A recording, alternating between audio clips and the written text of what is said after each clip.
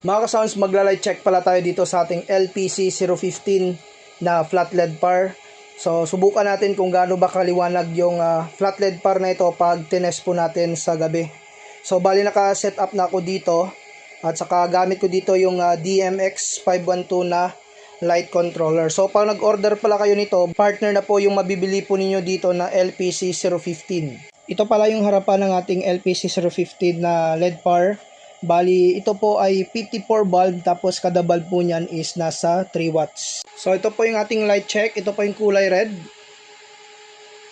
kulay green, kulay blue, tapos yung kanyang RGB.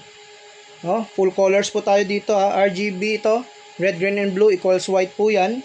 At saka ito naman yung kanyang flash. Yan, flash po niya. Kung hindi kayo gagamit dito ng DMX, meron naman po itong sound active at saka pwede nyo rin po yung iset sa automatic. Kung naghahanap ka lang naman ng napakaliwanag na LED par light, ito po yung ating LPC015, pakiclick lamang po yung ating yellow basket.